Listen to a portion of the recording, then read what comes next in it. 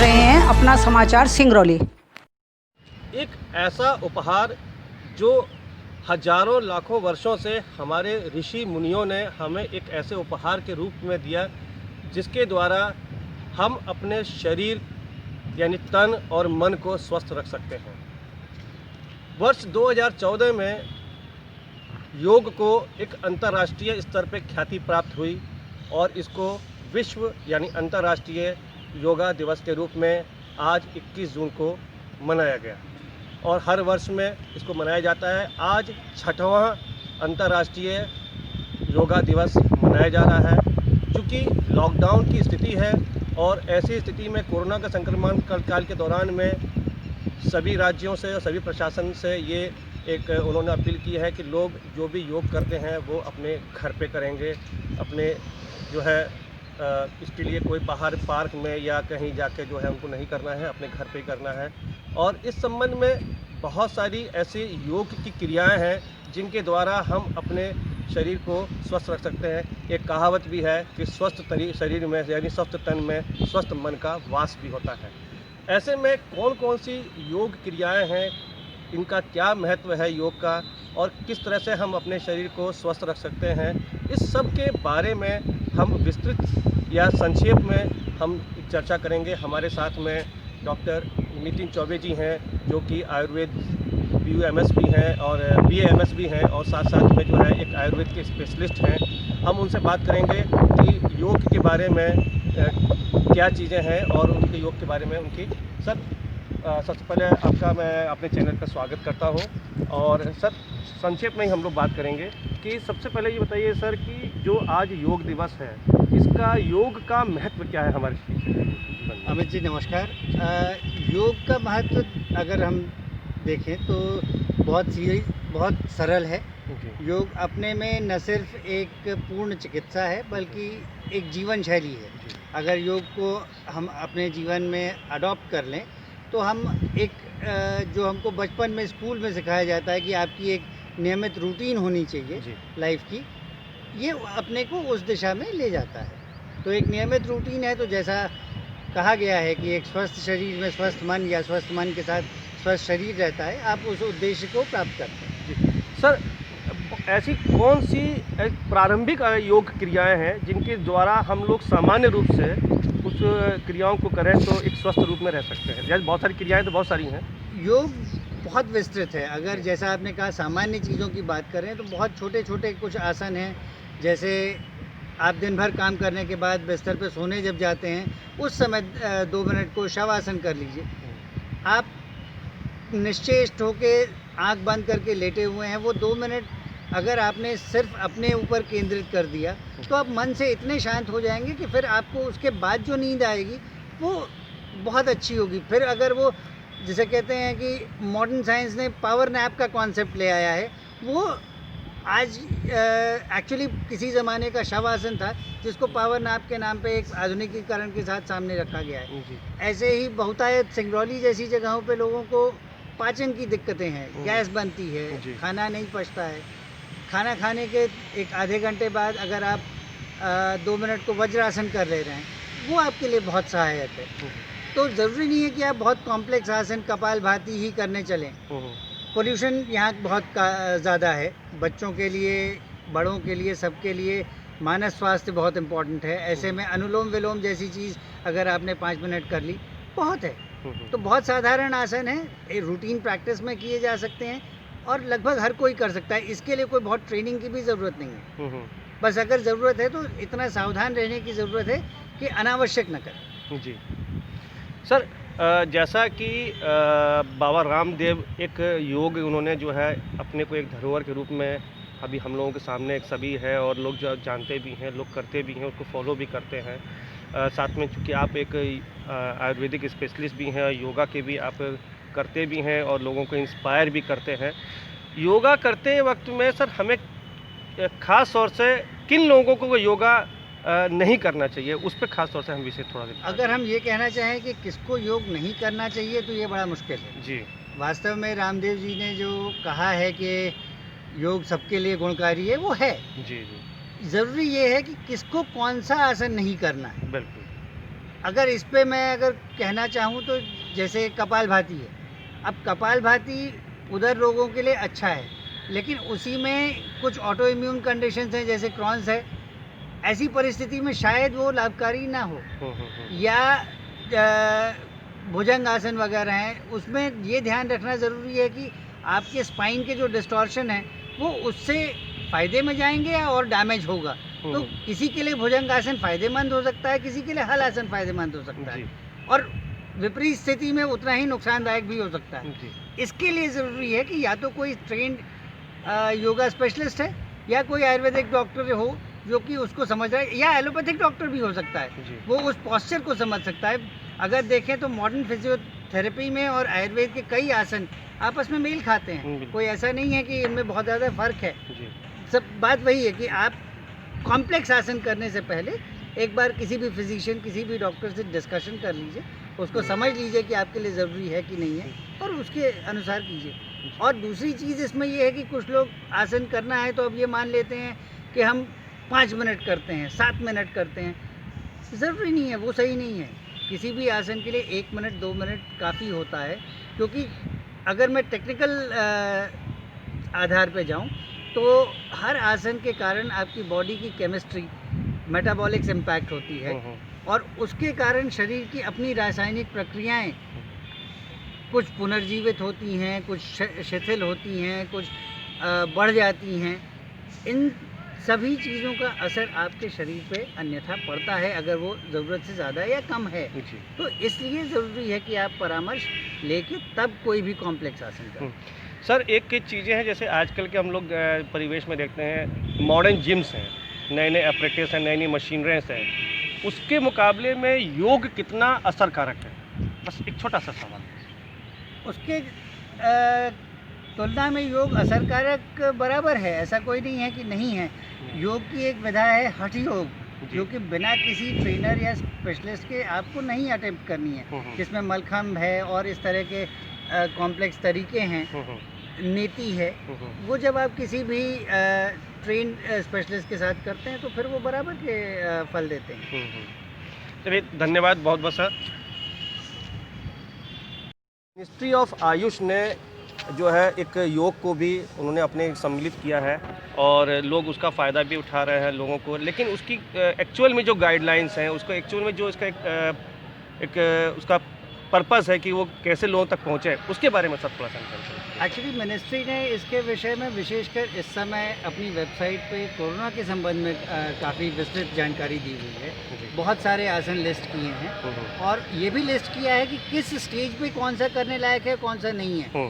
Full purpose अगर कहें short में तो वो ये है कि योग इस परिस्थिति में स्ट्रेस मैनेजमेंट का बहुत बड़ा साधन है, और अगर स्ट्रेस कंट्रोल्ड है तो किसी भी वायरल इन्फेक्शन के अगेंस्ट इम्यून रिस्पॉन्स बढ़ जाता है, जिसके कारण कि जो भी ट्रीटमेंट्स हैं, जो भी दवाएं इस्तेमाल की जा रही हैं, उनके प्रभाव बढ़ जाएंगे। तो योग डेफिनेटली सहायक हो सकता है, जैसा सरकार भी कह रही है और हम लोग भी मानते हैं कि योग कोरोना जैसी परिस्थितियों में बहुत लाभकारी हो सकता है। चलिए, बहुत बहुत धन्यवाद।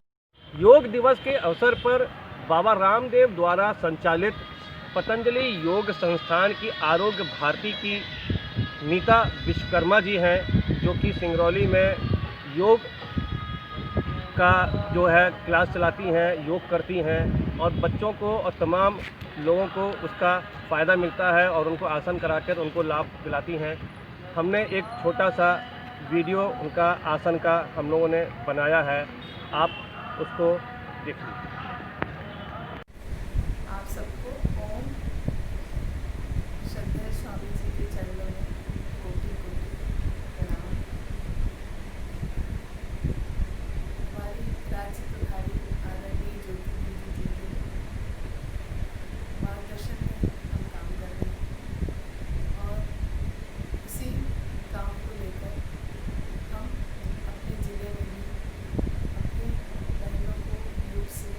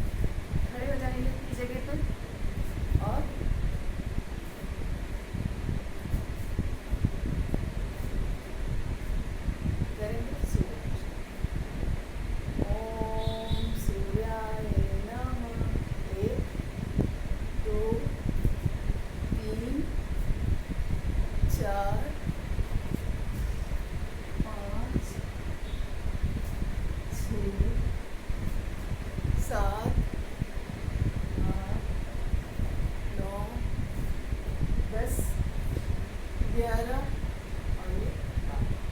अगर आपने पहले कभी सूर्य नमस्कार नहीं किया तो आप इसको आराम से करें। अगला करेंगे इसी में हम घुटना संचालन, दोनों हाथों को सामने रखेंगे, घुटने को मोड़ेंगे, होल्ड करेंगे, वापस एक। फिर इसी में अगला करेंगे हम वृक्षासन। वृक्षासन में एक पैर को हमने सीधा रखा और दूसरे को मोड़ते हुए क्या करेंगे हम नमस्कार स्थिति में आ जाएंगे।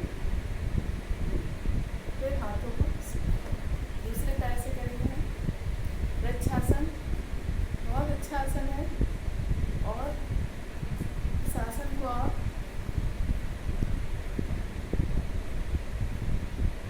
करें। ये वृक्षासन। अगला करेंगे हम ताड़ासन। हाथ को हमने लॉक किया, ऊपर करने के बाद एड़ी को उठा के हम पूरे शरीर को तापते हैं। एक, फिर वापस दो।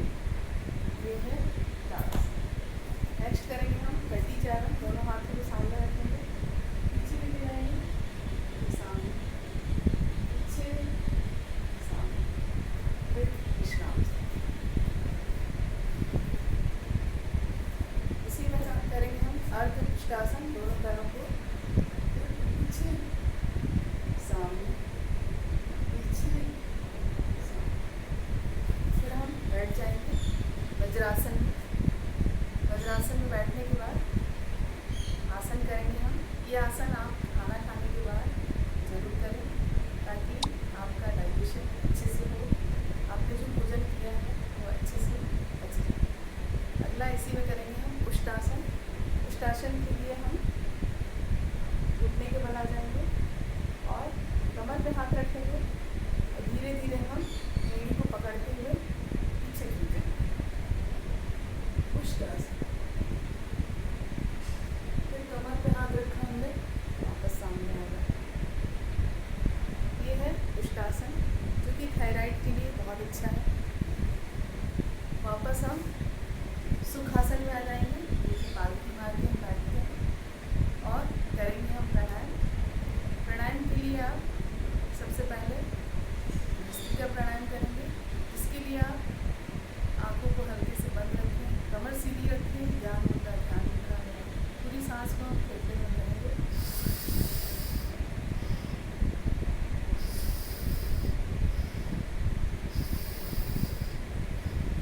ये भस्त्रिका प्राणायाम। अगला करेंगे हम कपालभाति। कपालभाति में हम मुद्रा को चेंज कर देंगे, वायु मुद्रा लगा देंगे। इसके साथ हम कपालभाति करेंगे, सांस को बाहर फेंकेंगे।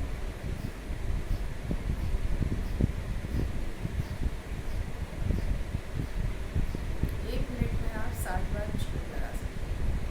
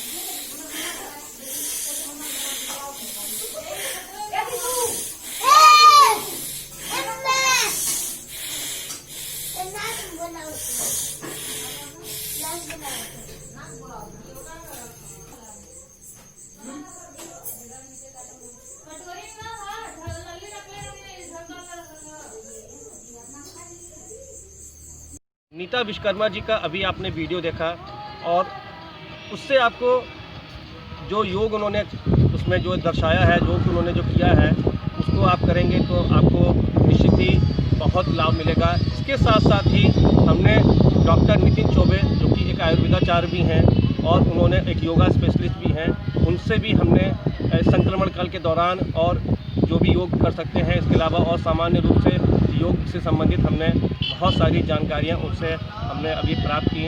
और साथ ही आयुष्मान भारत के अलावा जो हम लोगों ने आयुष मंत्रालय के द्वारा जो संक्रमण के दौरान में जो भी योग की जो भी चल रही हैं इसमें योजनाएं, उनके बारे में भी हमने अभी डॉक्टर साहब से बात किया। हमें निश्चित ये बिल्कुल उम्मीद है कि संक्रमण के काल के दौरान और सामान्य रूप से योग को लोग अपनाएंगे और जैसा कि स्वस्थ तन में स्वस्थ मन वास करता है,